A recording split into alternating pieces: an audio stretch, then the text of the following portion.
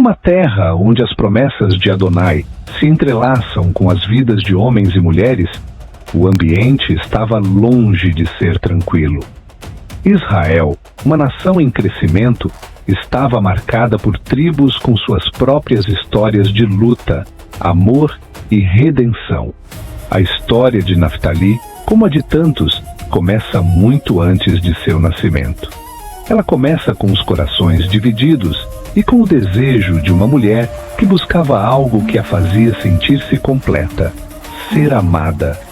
Leia, a esposa de Jacó, estava em um campo de batalha silencioso, uma luta não apenas com as sombras de sua própria alma, mas também com o fato de que seu esposo, Jacó, amava mais sua irmã Raquel do que ela.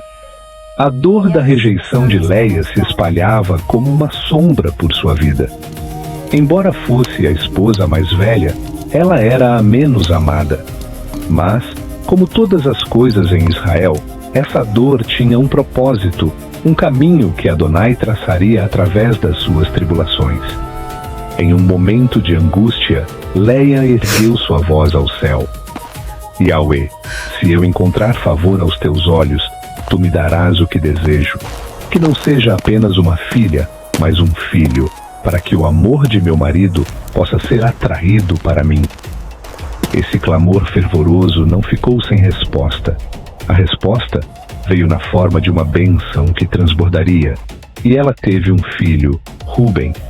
Porém, ela sabia que, com um filho, o amor de Jacó ainda não seria seu. A história da luta de Leia por ser amada, pela busca de seu lugar no coração de Jacó, não parou com Ruben. Foi uma história de resistência, de superar as adversidades de um lar onde o amor parecia dividido. O Senhor, então, concedeu-lhe outro filho, Simeão, Vi. Mas mesmo com esses filhos, o coração de Jacó ainda estava voltado para Raquel. Foi com o nascimento de Judá que Leia finalmente entendeu. Talvez o amor que ela buscava não viesse do homem, mas somente de Adonai, que conhece as profundezas da alma humana. Mas a trama familiar em Israel não parou por aí. Raquel, desesperada pela sua infertilidade, entregou sua serva Bila a Jacó para que ela pudesse gerar filhos em seu nome. Bila então teve 2 filhos, Dan e Naftali. Mas a história de Naftali não é simplesmente uma história de maternidade. Ela é a história de uma mulher em luta contra sua própria identidade e os planos de Adonai para sua vida. Bila, ao ser usada como serva de Raquel, sentia-se muitas vezes marginalizada, mas o Senhor, que nunca despreza a dor humana, abençoou-a com o nascimento de Naftali, um filho que traria consigo a promessa de vitória e força. Mas o que ninguém sabia, nem mesmo Bila, era que o nascimento de Naftali não seria apenas uma resposta ao desejo de uma mulher, mas uma resposta ao clamor da alma de uma nação inteira. O que parecia ser uma luta pessoal de uma mulher seria uma batalha espiritual por toda a linhagem de Israel. Naftali nasceu em uma época de grande conflito e tensão. Ele foi um reflexo da luta espiritual que Israel passaria por gerações. Enquanto os filhos de Leia representavam as tribos da perseverança e da relação com o Senhor, os filhos de Raquel e suas servas traziam consigo a esperança de uma restauração, de uma redenção. A poeira do caminho nunca escolhe onde pousar. Ela cobre todos igualmente, ricos e pobres, fortes e frágeis. E naquela casa onde cada nome carregava destino e cada filho era promessa em formação, Naftali começou a compreender, ainda jovem, que família nem sempre é lugar de descanso, mas muitas vezes é o primeiro campo de treinamento da alma, o altar invisível, onde Adonai permite que pressões revelem aquilo que está escondido no interior do homem. Ele observava seus irmãos com um olhar atento que poucos percebiam. Via os olhares que evitavam se encontrar por tempo demais, escutava palavras que morriam no meio das frases, sentia os silêncios pesados que se instalavam à noite como nuvens carregadas antes da tempestade. Havia algo no ar, algo que ainda não tinha nome, mas que crescia lentamente, como uma tensão acumulada que aguardava apenas o momento certo para romper. Ninguém dizia claramente o que estava acontecendo, mas o céu já sabia que aquela casa estava sendo conduzida para um ponto sem retorno. Naftali nunca foi o mais falado entre os filhos de Jacó. Não buscava atenção nem se impunha por discursos. Sua força estava em outra coisa, em uma prontidão silenciosa, em uma percepção quase instintiva que o fazia sentir as mudanças antes que elas se tornassem visíveis. Era como se sua alma estivesse sempre escutando um som distante, uma movimentação invisível que escapava aos outros. Ele não se destacava por palavras longas, mas por movimento, por sensibilidade, por uma capacidade de perceber quando o vento estava prestes a mudar.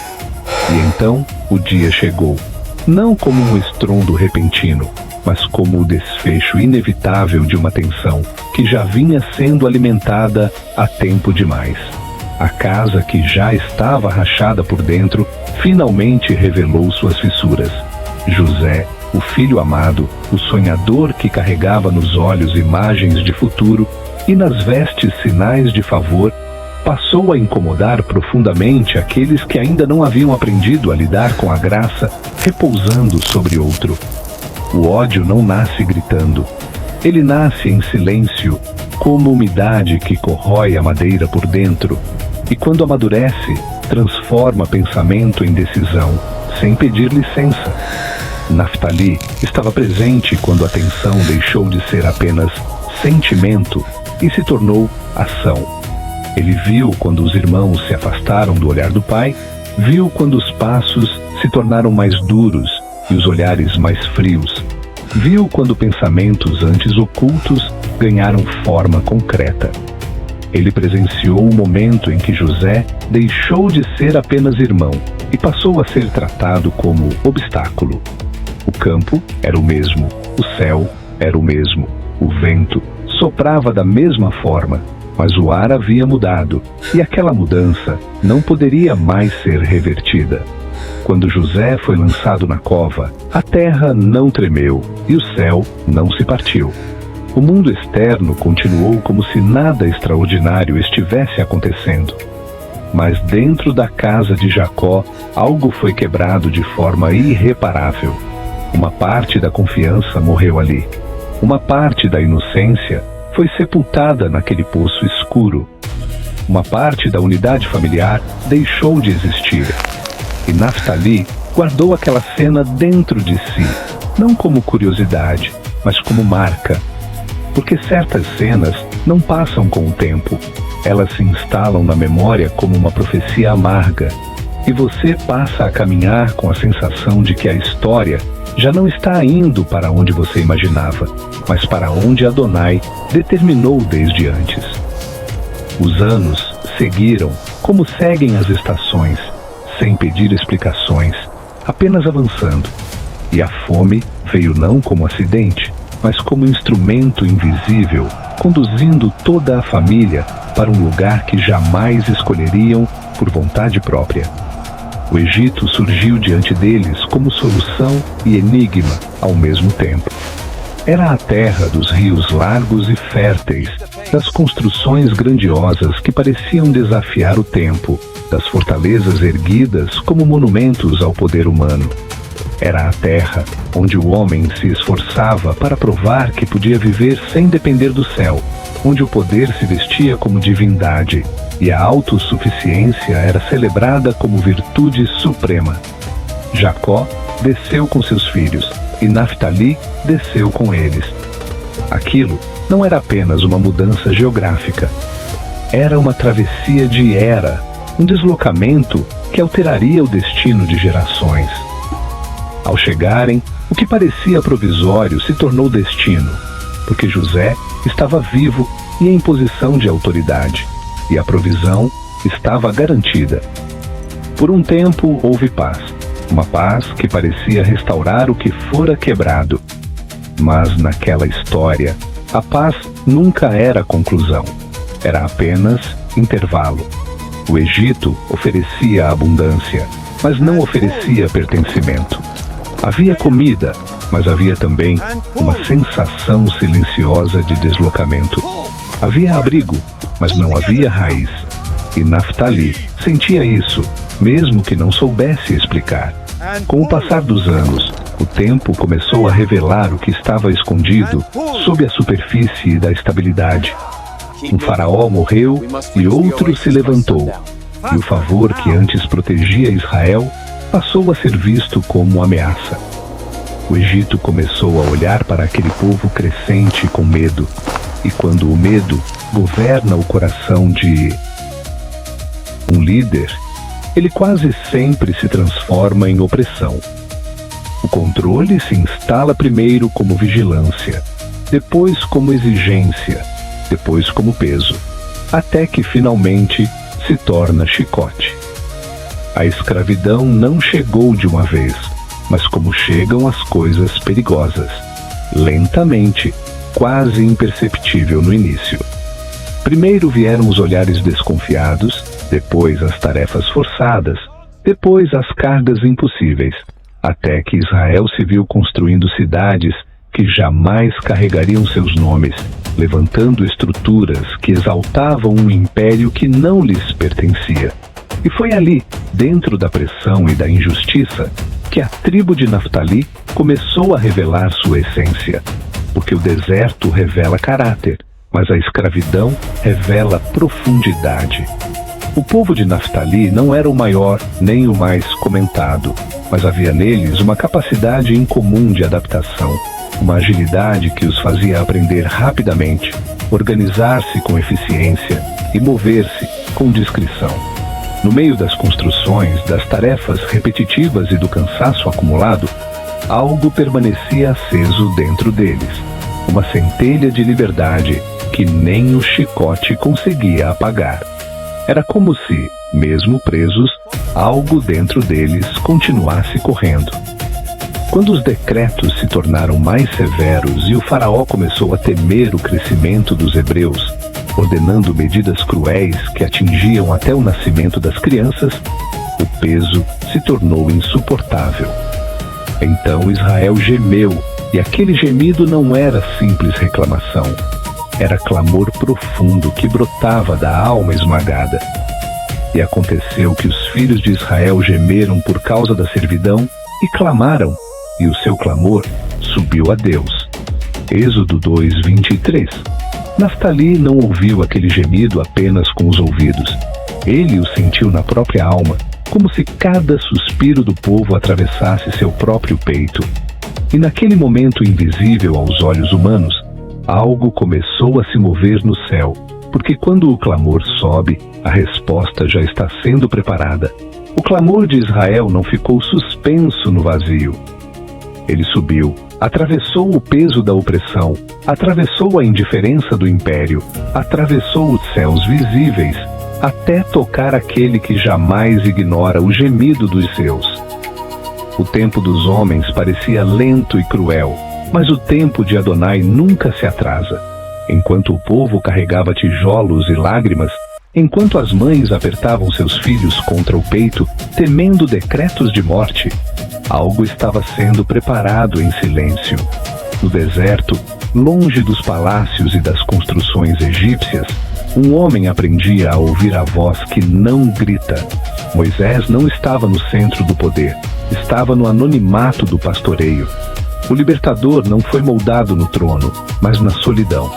E quando o fogo ardeu na sarça sem consumi-la, o céu declarou que a resposta ao clamor havia chegado. Eu tenho visto atentamente a aflição do meu povo, e ouvi o seu clamor, e desci para livrá-lo.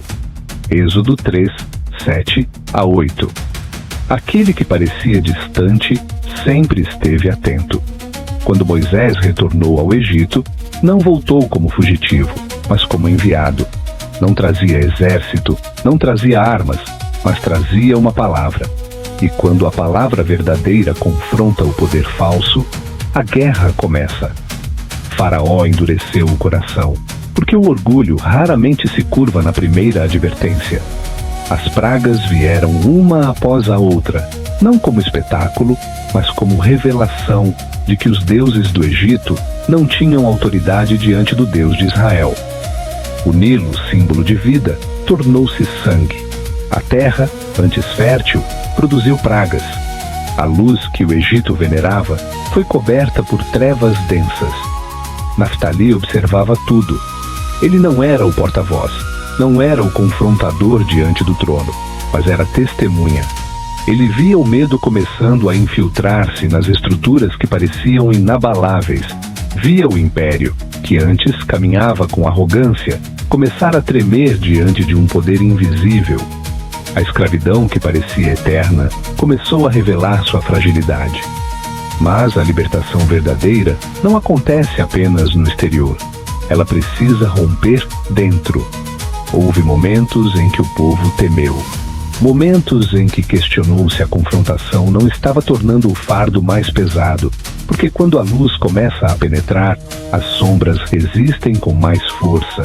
E o processo de libertação, muitas vezes, parece pior antes de melhorar. Então, veio a última noite, aquela que separaria definitivamente passado e futuro. O sangue nos umbrais não era apenas proteção, era aliança, era sinal de que a libertação não vinha por mérito humano, mas por obediência. E quando finalmente o decreto foi liberado e Israel partiu, o caminho ainda não estava claro. A liberdade havia começado, mas o destino ainda não estava visível.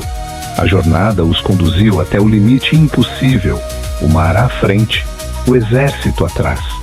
A liberdade recém-conquistada parecia ameaçada antes mesmo de se consolidar. O medo percorreu o acampamento como vento frio. Havia quem desejasse voltar porque a escravidão conhecida às vezes parece menos assustadora do que a liberdade incerta. Mas Moisés declarou uma palavra que atravessaria gerações. O Senhor pelejará por vós, e vós vos calareis. Êxodo 14:14. Naftali sentiu naquele instante algo que marcaria sua essência para sempre. A luta que seu nome carregava não era apenas conflito humano, era aprendizado de confiar quando não há saída visível. O mar se abriu não apenas como milagre geográfico, mas como declaração espiritual de que aquilo que parece limite pode tornar-se caminho quando o eterno intervém. Enquanto atravessavam entre paredes de água, o chão seco sob seus pés era testemunho de que o impossível havia cedido à palavra de Adonai. A tribo de Naftali atravessou com o mesmo movimento que sempre os caracterizou, atentos, ágeis, sensíveis à direção. Não sabiam ainda qual seria sua herança, não sabiam qual seria seu território, mas sabiam que já não pertenciam ao Egito. Quando o mar se fechou sobre os carros e cavalos do faraó, algo foi encerrado definitivamente. A opressão que os perseguia não poderia mais alcançá-los. A escravidão ficou para trás, sepultada nas águas. Mas a liberdade agora exigiria maturidade. O deserto não era castigo, era escola. E ali, sob o céu aberto e a dependência diária do maná, Israel começou a aprender que ser livre é mais difícil do que ser escravo. Porque o escravo obedece por medo, o livre precisa obedecer por fé. A presença da coluna de nuvem durante o dia e da coluna de fogo à noite lembrava ao povo que não estavam sozinhos. A jornada era longa, mas não era abandonada. Foi nesse cenário que a identidade das tribos começou a se consolidar. Não mais como filhos de um patriarca apenas, mas como povo organizado ao redor da presença. O tabernáculo tornou-se o centro, e as tribos foram posicionadas ao redor dele, porque a verdadeira liberdade só encontra estabilidade quando gira em torno da glória de Deus. Naftali tomou o seu lugar entre as tribos, e ali sua essência começou a ganhar contorno. A luta que o nome anunciava estava sendo transformada em movimento direcionado. A agilidade que antes era... O deserto não era apenas areia e escassez, era um espelho. Ali cada tribo começou a descobrir quem realmente era quando não havia muros, não havia palácios e não havia distrações. A liberdade recém-conquistada exigia estrutura, e Adonai não libertou Israel para o caos, mas para o alinhamento. O tabernáculo foi erguido no centro do acampamento, e quando a nuvem repousava sobre ele, todo o povo entendia que o verdadeiro centro não era liderança humana, mas presença divina. As tribos foram organizadas ao redor do santuário, cada uma com seu estandarte, cada uma com sua posição definida, porque identidade também é saber onde permanecer. Naftali recebeu seu lugar entre as tribos do norte, ao lado de Dan e Aser, formando um agrupamento que guardava limites invisíveis. O norte sempre foi símbolo de mistério, de fronteiras, de regiões onde o vento é mais frio e os desafios mais intensos. E ali, naquele ponto estratégico, a tribo começou a compreender que sua agilidade não era acaso, era designação. A vida no deserto ensinava diariamente a dependência. O maná caía com regularidade que não permitia acúmulo orgulhoso. A água brotava da rocha quando a sede ameaçava destruir a fé. As batalhas surgiam inesperadas, como a investida de Amaleque, lembrando que liberdade não elimina confrontos, apenas muda sua natureza. Naftali aprendeu que lutar não significava apenas enfrentar homens, mas permanecer firme quando a dúvida tentava se infiltrar. Enquanto a geração caminhava, Moisés observava cada tribo, discernindo não apenas números, mas inclinações espirituais. E quando chegou o tempo de abençoar antes da entrada na terra prometida, suas palavras não foram improviso, mas revelação. Sobre Naftali declarou: Ó Naftali, farto de favor e cheio da bênção do Senhor, possui o mar e o sul. Deuteronômio 33, 23. Aquela declaração ecoou como selo sobre uma tribo que nascera em meio à disputa, mas que agora era chamada de cheia de favor. Ser farto de favor em meio ao deserto parecia paradoxal.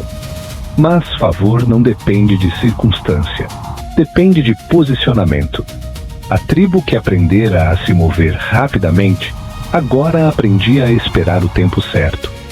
A bênção não era apenas prosperidade futura, era direção. Possuir o mar e o sul significava ocupar regiões estratégicas, caminhos de passagem, territórios de influência. Quando finalmente o Jordão se abriu diante deles, repetindo o milagre do mar, Israel entendeu que a promessa estava ao alcance dos pés.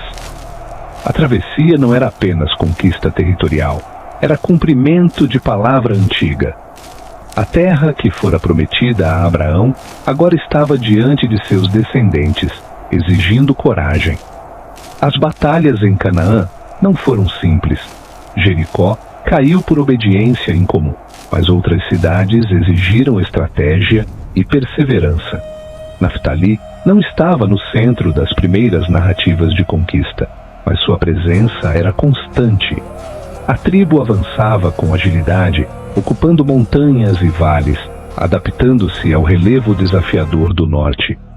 Ali, em terras que exigiam movimento rápido e resistência, sua essência encontrou terreno favorável. Os anos passaram e a terra começou a ser distribuída. A herança de Naftali foi estabelecida em região montanhosa, próxima às águas, território fértil, mas também vulnerável a invasões.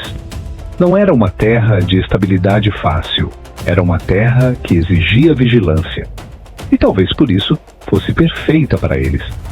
Ali as aldeias foram erguidas, as famílias se estabeleceram, e a promessa começou a tomar forma concreta. Mas a história de Israel nunca foi linha reta. O período dos juízes trouxe ciclos de infidelidade e libertação, queda e restauração. E foi nesse cenário que Naftali voltaria a emergir com força. Quando Sísera, comandante do exército de Jabim, oprimiu Israel com 900 carros de ferro, o medo novamente se espalhou pela terra. Mas Adonai levantou Débora, profetisa e juíza, e chamou Baraque, da tribo de Naftali, para liderar o exército. Pela primeira vez, de maneira explícita, o nome de Naftali ecoava como protagonista em uma guerra decisiva. Baraque hesitou, pedindo que Débora o acompanhasse, revelando que até mesmo tribos cheias de favor enfrentam momentos de insegurança. Ainda assim, quando a batalha começou junto ao ribeiro de Quizon, o Senhor confundiu o exército inimigo e os carros de ferro, que pareciam invencíveis, tornaram-se inúteis diante da intervenção divina. Naftali correu para a guerra com a mesma essência que sempre o caracterizou: movimento ágil, resposta rápida, coragem ativada no tempo certo. Zebulon é um povo que expôs a sua vida à morte, como também Naftali, nas alturas do campo. Juízes 5:18. O cântico de Débora registrou para sempre que a tribo não apenas existia, ela se entregava. Não eram espectadores, eram participantes do propósito. Assim, a tribo que nascera em meio à disputa tornava-se conhecida por disposição e bravura. A luta que seu nome carregava não se tornara amargura, mas movimento estratégico, e seu território, séculos depois, seria palco de algo ainda maior. Porque foi na região de Zebulon e Naftali que Isaías profetizou: o povo que andava em trevas viu grande luz. Isaías 9:1-2. Aquela terra que conhecera guerras e opressões se tornaria cenário da revelação do Messias. Yeshua pisaria justamente naquela região, transformando o território de conflito em território de luz. Mas isso ainda estava adiante. Por enquanto, Naftali permanecia firme em sua herança, guardando limites, respondendo a chamados, aprendendo que favor não elimina desafios, mas garante presença divina no meio deles. A próxima fase da história não seria apenas sobre guerra ou conquista, mas sobre legado.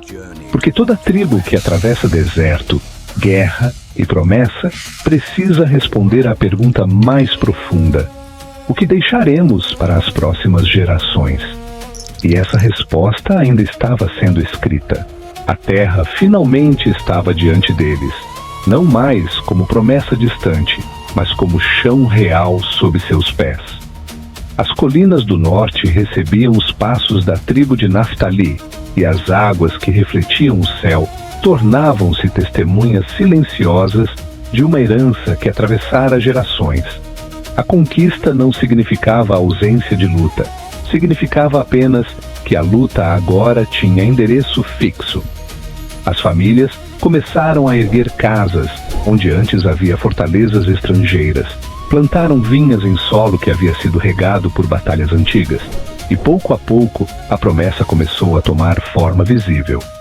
Naftali estabeleceu-se em região montanhosa, fértil e estratégica, uma terra bela, mas exposta, aberta a rotas de passagem e influências externas. Era território que exigia vigilância constante, não apenas militar, mas espiritual. Os primeiros anos trouxeram relativa estabilidade, e com ela veio o desafio da permanência. Correr era natural para aquela tribo, mas criar raízes exigia outro tipo de maturidade. O tempo passou, as gerações se sucederam, e Israel começou a experimentar os ciclos que marcariam sua história. Momentos de fidelidade seguidos por períodos de esquecimento. Quando o povo mantinha o temor do Senhor, havia paz. Quando se deixava seduzir pelas práticas das nações ao redor, a opressão retornava. A frase que ecoaria como diagnóstico de uma era tornava-se realidade diante de seus olhos. Naqueles dias não havia rei em Israel. Cada um fazia o que parecia reto aos seus olhos. Juízes 21:25. A terra era deles, mas o coração muitas vezes se dispersava. Naftali não estava isolada desses ciclos. Sendo região de fronteira, recebia influência constante dos povos vizinhos, e as fronteiras são lugares onde identidades são testadas. A fidelidade precisava ser escolhida repetidas vezes. Ainda assim, algo persistia naquela tribo, uma disposição para responder quando o chamado surgia. Isso ficou evidente nos dias de Débora, quando a opressão de Cícera parecia invencível, sustentada por carros de ferro que intimidavam qualquer resistência. Foi da tribo de Naftali que surgiu Baraque, chamado para liderar a batalha ao lado da profetisa. Mesmo diante de hesitação inicial, a tribo respondeu ao chamado, e o cântico de vitória registrou para sempre sua disposição. Zebulon é um povo que expôs a sua vida à morte, como também Naftali, nas alturas do campo. Juízes 5:18. A tribo que nascera em meio à disputa mostrava que sua luta podia ser redimida em coragem. Com o tempo, Israel pediu um rei, e a monarquia trouxe unidade sob Davi e prosperidade sob Salomão. Naftali integrou-se a esse reino consolidado, contribuindo com homens valentes e preparados para a guerra, fortalecendo as fronteiras do norte. A região tornou-se corredor estratégico, ponto de comércio e de defesa. Parecia que finalmente promessa e estabilidade caminhariam juntas. Mas a prosperidade, quando não acompanhada de vigilância espiritual, pode abrir espaço para complacência. Após a morte de Salomão, o reino se dividiu e o norte seguiu caminho próprio, estabelecendo altares alternativos e distanciando-se do centro original da adoração. Naftali, agora parte do reino do norte, sentiu as consequências dessa ruptura. A idolatria não se impôs com violência imediata. Ela se infiltrou como conveniência religiosa, oferecendo atalhos que pareciam práticos, mas que corroíam lentamente a aliança. Profetas se levantaram, advertindo que o afastamento traria consequências, mas as advertências foram muitas vezes ignoradas. O norte tornou-se politicamente instável, com sucessões rápidas de reis e alianças frágeis, e essa fragilidade abriu portas para um poder que crescia no horizonte: a Assíria. Quando o Império Assírio avançou, não veio apenas com espada, mas com estratégia de dispersão. Tiglat-Pileser invadiu a região e tomou cidades importantes de Naftali, levando o povo para o exílio, conforme registrado. Tomou Ijon, Abel, Bet-Maaca, Janoa, Quedes, Hazor, Gileade e a Galileia, toda a terra de Naftali, e levou o povo para a Assíria. Segundo Reis 15:29. A terra que recebera a promessa agora experimentava deslocamento forçado. As colinas que ouviram cânticos de vitória testemunharam passos de invasores. A tribo que aprendera a mover-se com agilidade agora era movida por imposição estrangeira. Parecia o fim de uma história que começara com tanto favor. Os séculos passaram, impérios surgiram e caíram, fronteiras foram redesenhadas, mas a terra de Naftali continuava ali, guardando em silêncio as marcas de tudo o que havia atravessado. As colinas ainda respiravam história, as águas ainda refletiam o céu, e os caminhos que antes serviram a exércitos agora aguardavam passos diferentes. O que parecia apenas geografia era, na verdade, cenário profético aguardando cumprimento. Quando Yeshua começou a caminhar pela Galileia, ele não escolheu Jerusalém como ponto inicial de manifestação pública. Não iniciou no centro religioso estabelecido, nem nos corredores do poder institucional. Ele começou nas regiões que haviam sido desprezadas, misturadas, consideradas periféricas. Começou na terra de Zebulon e Naftali. E isso não foi acaso, foi cumprimento. O povo que estava assentado em trevas viu uma grande luz. Mateus 4,16. A luz não surgiu onde tudo estava organizado. Surgiu onde havia histórico de conflito, exílio e mistura. a luz pisou exatamente onde a luta havia sido intensa. E ali, à beira do mar da Galileia, pescadores foram chamados, enfermos foram restaurados, multidões ouviram palavras que atravessariam milênios. A tribo que um dia fora marcada por disputa tornava-se solo da proclamação do reino. A declaração antiga de Jacó ecoava novamente com profundidade renovada. Naftali é uma gazela solta. Ele profere palavras formosas. Gênesis 49, 21. A gazela solta não representa apenas agilidade física, mas liberdade não aprisionada por passado. E as palavras formosas encontram seu ápice quando o próprio Verbo caminha naquela terra. A região tornou-se boca do reino, palco de sermões, parábolas e sinais. Nada da história foi desperdiçado. A escravidão ensinou resistência. O deserto ensinou dependência. A conquista ensinou coragem. A divisão ensinou fragilidade. O exílio ensinou consequência. E tudo isso preparou o terreno para que, quando a luz chegasse, houvesse espaço para reconhecê-la. Naftali nunca foi a tribo central nos grandes registros políticos de Israel. Não produziu reis famosos como Judá, nem sacerdotes como Levi, mas produziu cenário. E às vezes o cenário é tão importante quanto o protagonista, porque é no cenário que o cumprimento se manifesta. A fidelidade de Deus não depende do destaque humano, ela depende da aliança eterna. Quando Isaías falou sobre aquela terra que fora desprezada e depois glorificada, ele estava revelando um princípio espiritual. Aquilo que atravessa trevas não está destinado ao esquecimento, mas à revelação. A história de Naftali mostra que o favor pode coexistir com a luta, que o movimento pode sobreviver à opressão e que a promessa pode atravessar séculos mesmo quando homens falham.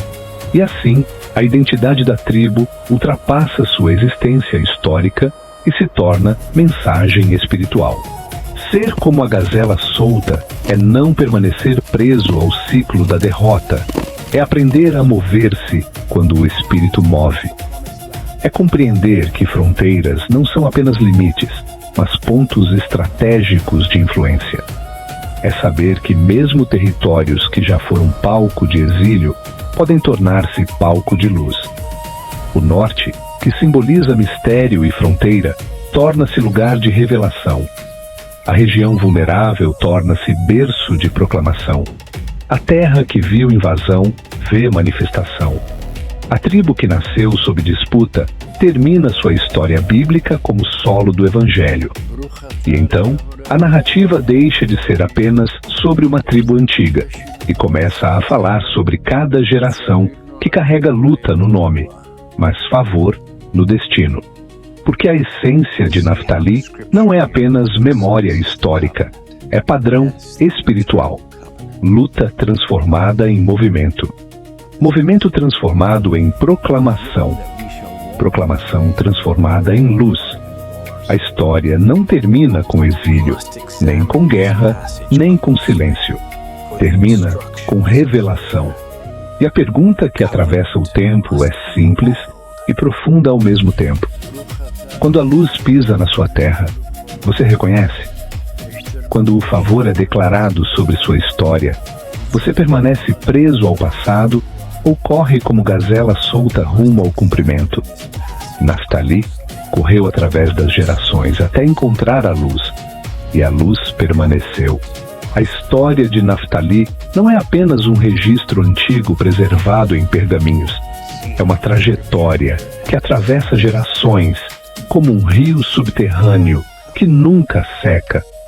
Ela começa em disputa, amadurece na escravidão, aprende dependência no deserto, enfrenta guerra na conquista, sofre dispersão no exílio e culmina em revelação, quando a luz pisa sua terra. Nada foi linear, nada foi simples, nada foi confortável, mas tudo foi conduzido. A luta que marcou seu nome nunca foi anulada, foi redirecionada. O conflito inicial não determinou seu fim.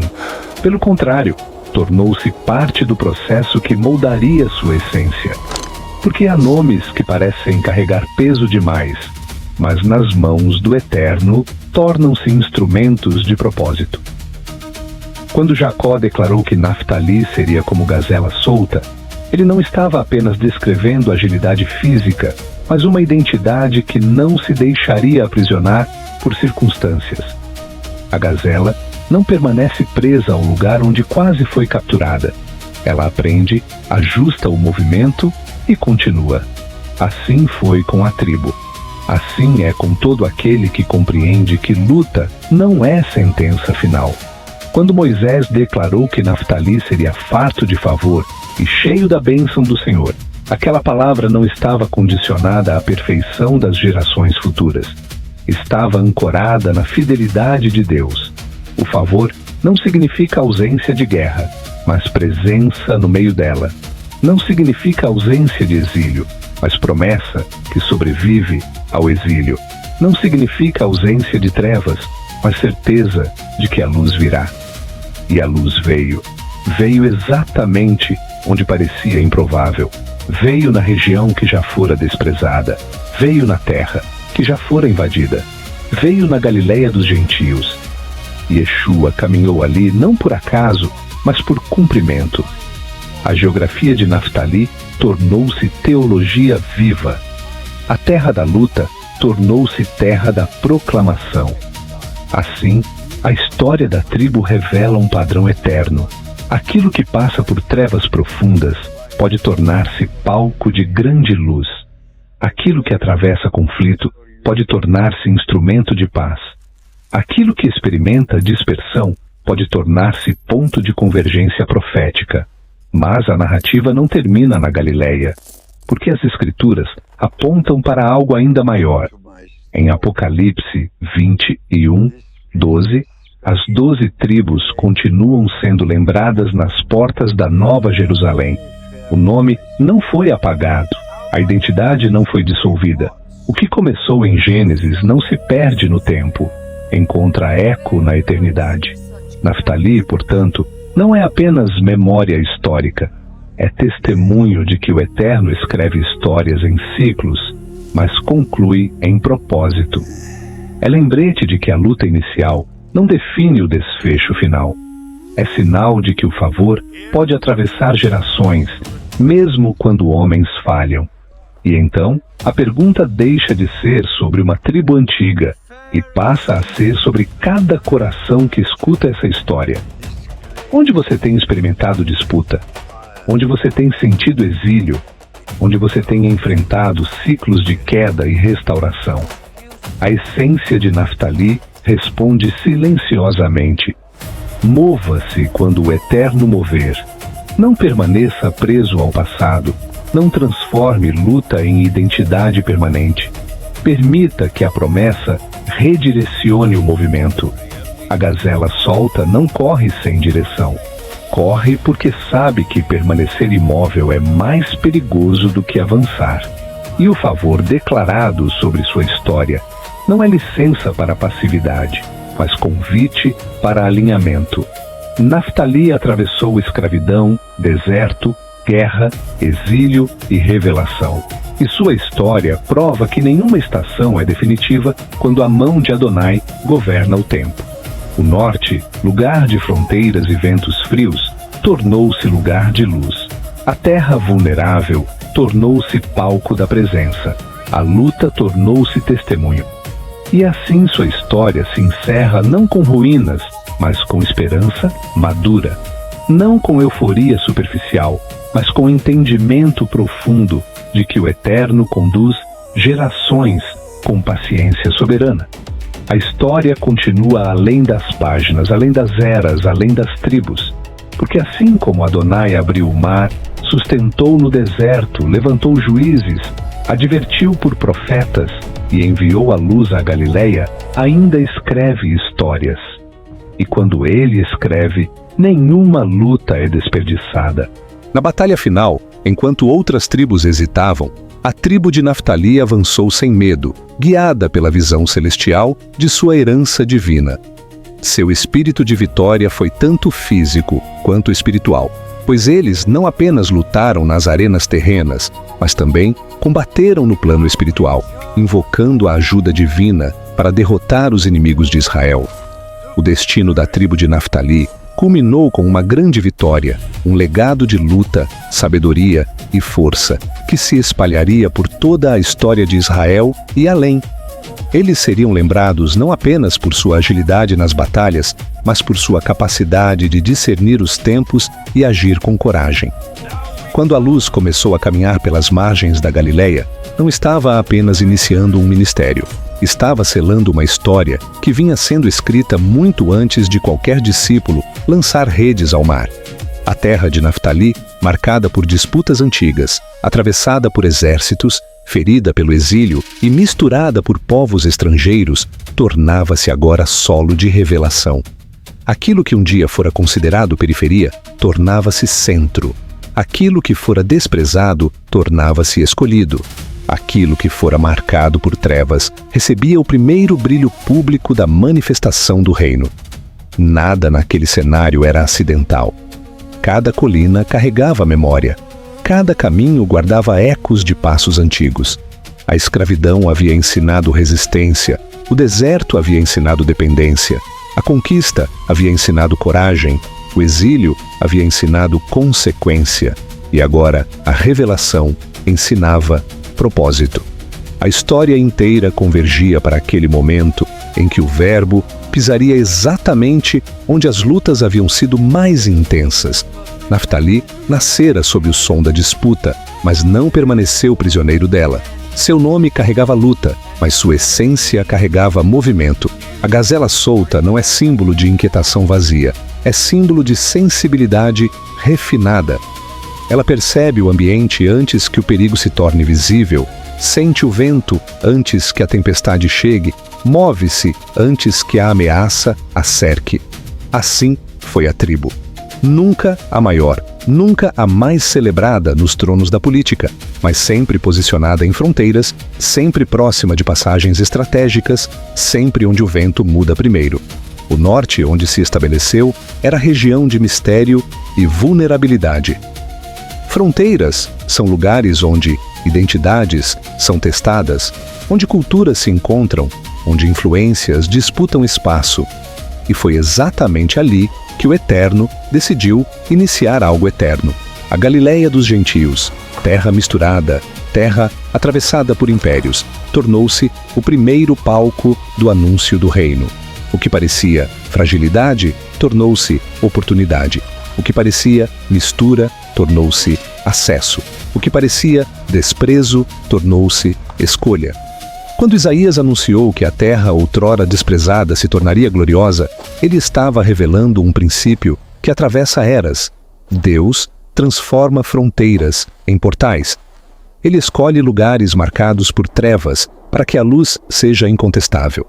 Ele pisa onde houve dor para que a cura seja visível.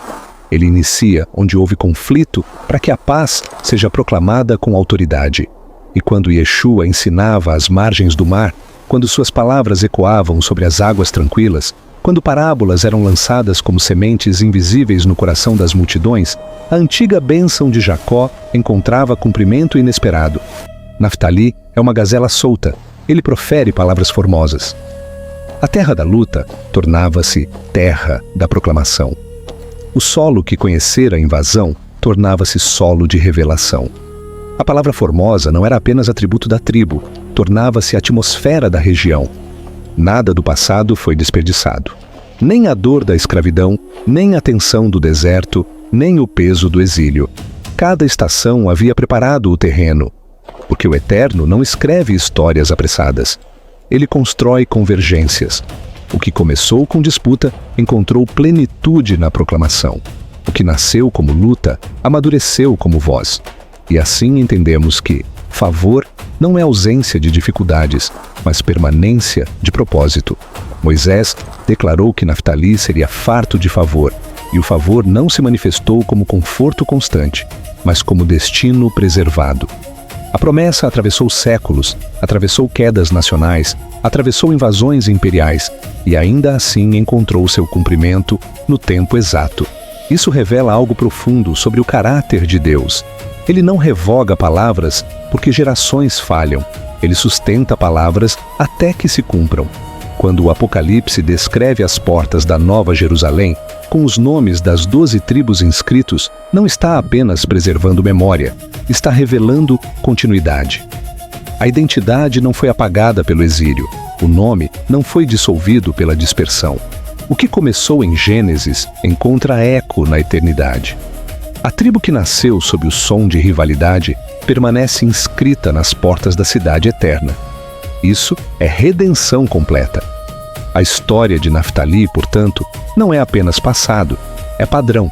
É testemunho de que luta não define destino, de que exílio não cancela a promessa, de que fronteiras podem tornar-se lugares de manifestação. É lembrança de que a gazela não permanece onde quase foi capturada. Ela aprende o terreno e continua. E quando a luz pisa sua terra, ela reconhece, porque viveu o suficiente para discernir mudança de estação. Cada geração experimenta seus próprios Egitos, seus próprios desertos, suas próprias dispersões. Cada vida atravessa disputas internas e batalhas externas.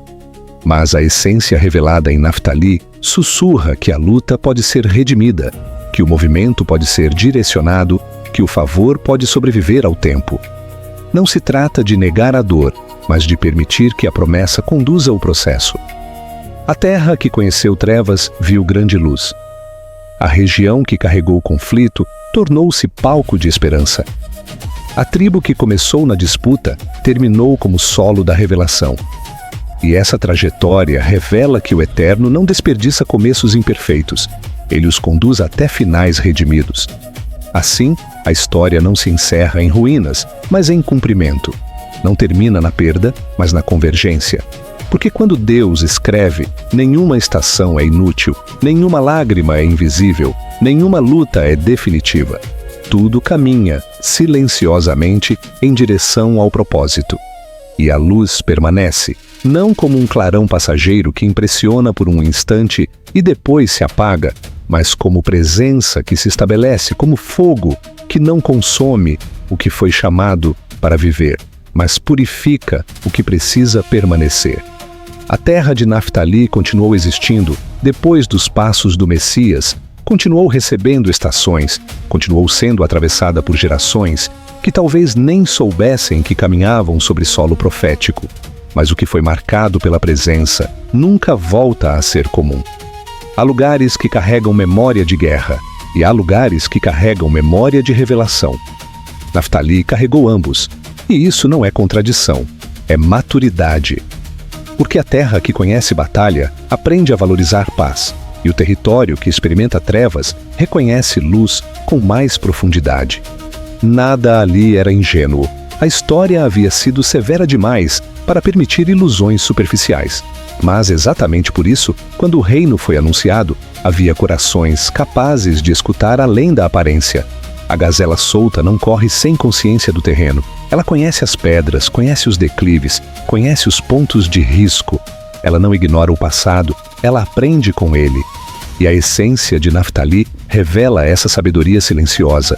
Não se trata de apagar a luta, mas de permitir que a luta refine o discernimento. Há uma diferença profunda entre ser moldado pelo trauma e ser refinado pelo processo. A tribo poderia ter se tornado endurecida, amarga, retraída, mas permaneceu móvel. E movimento é sinal de vida.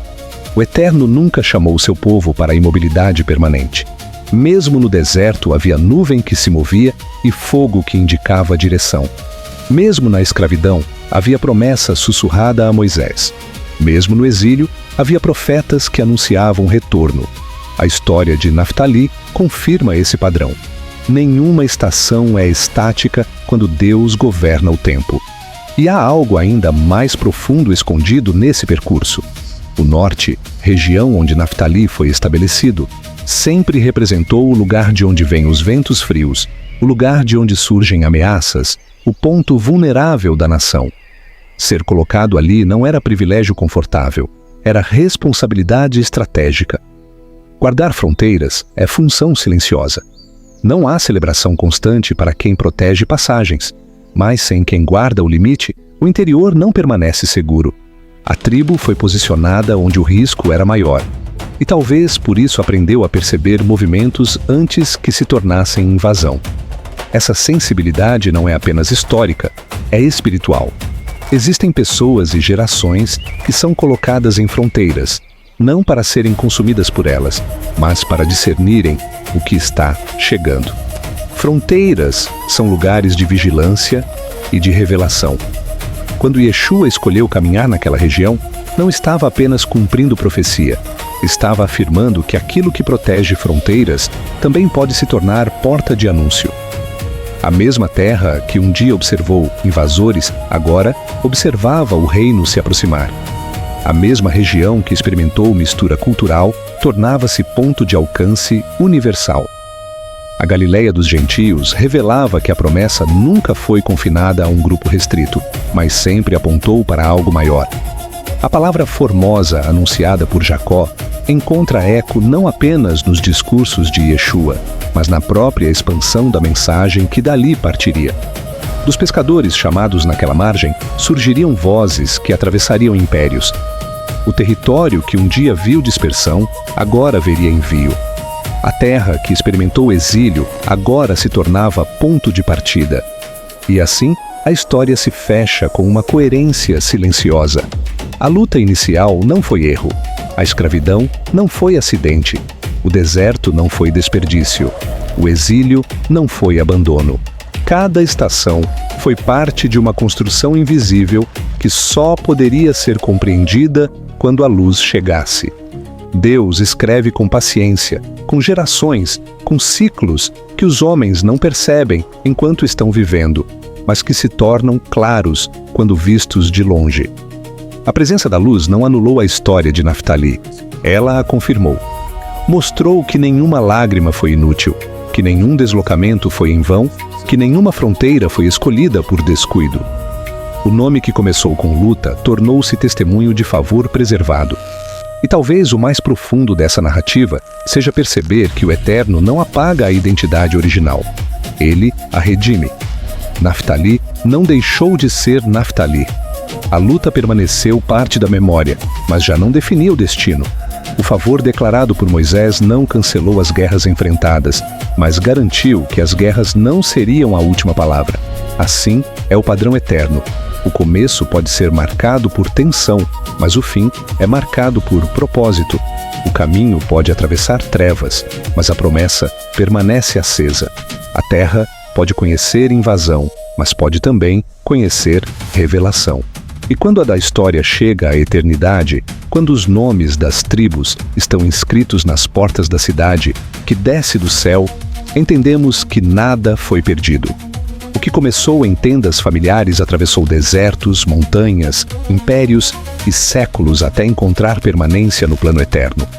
O nome permanece porque o propósito permaneceu. A luz permanece porque o eterno permanece. E a história de Naftali continua sussurrando, através do tempo, que nenhuma luta é definitiva quando há promessa sobre o nome, que nenhuma fronteira é pequena demais quando o propósito é grande, e que nenhuma estação é final quando Deus ainda está escrevendo. E quando a história parece já ter dito tudo, ainda assim ela continua respirando, porque as narrativas que nascem no coração do Eterno nunca são encerradas apenas com acontecimentos visíveis. Elas continuam ecoando nos ciclos das gerações, moldando silenciosamente aqueles que nem sabem que estão sendo moldados. A herança de Naftali não ficou restrita às colinas da Galileia, nem às margens do lago onde redes foram lançadas. Ela atravessou o tempo como uma corrente subterrânea, invisível aos olhos apressados, mas poderosa o suficiente para sustentar identidade, mesmo quando estruturas externas ruíram. Há algo profundamente simbólico no fato de que uma tribo, nascida em meio à rivalidade, tenha se tornado solo de proclamação de paz. Isso revela que o Eterno não trabalha apagando as origens, mas redimindo-as. A tensão do início não foi negada, foi transformada. A disputa que marcou o nascimento não foi o capítulo final, foi apenas a primeira linha de um enredo muito maior. E talvez essa seja uma das mensagens mais maduras que essa história entrega. O início pode ser imperfeito, mas o propósito pode ser eterno. Ao longo das gerações, muitos descendentes de Naftali talvez não conhecessem detalhadamente as palavras de Jacó ou de Moisés, talvez não percebessem a profundidade do favor declarado sobre seu território, mas a promessa não dependia da consciência plena de cada geração para permanecer válida. A palavra liberada não era frágil, era sustentada pelo caráter daquele que a pronunciou. E quando Deus declara, o tempo pode atrasar a compreensão, mas não cancela o cumprimento. Enquanto impérios se sucediam, enquanto Roma erguia suas estruturas, enquanto o mundo parecia girar em torno de poderes passageiros, a região continuava sendo palco de encontros simples que carregavam eternidade. Um chamado aqui, uma cura ali, uma palavra lançada sobre uma multidão cansada, um olhar que atravessava a alma de um pescador comum. A grandeza não estava no cenário político, estava na convergência invisível entre promessa antiga e manifestação presente. E isso nos ensina algo sobre como o Eterno trabalha na história humana. Ele não se apressa para provar seu poder. Ele conduz processos até que o momento exato se revele. Naftali não foi preparado em um dia. Foi preparado em ciclos. Cada estação adicionou uma camada, cada travessia acrescentou profundidade, cada dor gerou maturidade. Quando a luz chegou, a terra estava pronta não porque fosse perfeita, mas porque havia sido atravessada. A maturidade espiritual não nasce da ausência de conflito, mas da fidelidade atravessando o conflito. Talvez por isso aquela região estivesse pronta para reconhecer algo diferente quando a voz do reino começou a ecoar. A presença da luz não foi um espetáculo isolado, foi um selo. Um selo que dizia que nenhuma história marcada por luta está fora do alcance da redenção. Um selo que afirmava que territórios feridos podem tornar-se territórios escolhidos. Um selo que revelava que a promessa atravessa séculos com paciência silenciosa. E quando olhamos para o panorama completo, desde a tenda onde o nome foi pronunciado, até as portas da cidade eterna, onde o nome permanece inscrito, percebemos que há uma linha invisível ligando cada estação. Não é uma linha reta, mas é uma linha fiel. Não é um caminho sem curvas, mas é um caminho conduzido. O Eterno escreve com gerações, com processos, com ciclos que parecem fragmentados quando vistos de dentro, mas revelam coerência quando vistos do alto. Naftali tornou-se testemunho de que o favor não elimina a necessidade de perseverança, mas sustenta a perseverança até que o propósito floresça. Tornou-se sinal de que a identidade não é determinada apenas pelo ambiente de nascimento, mas pelo desígnio daquele que chama pelo nome. Tornou-se memória viva de que fronteiras não são apenas lugares de ameaça, mas também de oportunidade. E talvez a imagem mais poderosa que permanece seja a da gazela solta correndo pelas colinas, não fugindo desesperadamente, mas movendo-se com consciência, com leveza, com prontidão. Ela não corre para escapar do passado, corre porque nasceu para mover-se. E movimento, quando guiado pelo propósito, não é instabilidade, é obediência ao chamado. Assim, a história continua ecoando, lembrando que nenhuma luta é maior do que a promessa, que nenhuma estação é final quando Deus ainda está escrevendo, e que a luz, uma vez plantada, não se apaga facilmente. A terra que viu trevas, viu grande luz, e essa luz não foi apenas para uma geração, mas para todas as que aprenderem a discernir o tempo e a estação. E enquanto o tempo avança, enquanto novas fronteiras surgem e novos desafios aparecem, a essência permanece a mesma. O Eterno conduz histórias que parecem frágeis até torná-las testemunhos eternos. Ele transforma disputa em destino, exílio em preparação, fronteira em portal e território comum em solo de revelação. A história de Naftali não é apenas lembrança antiga, é padrão vivo.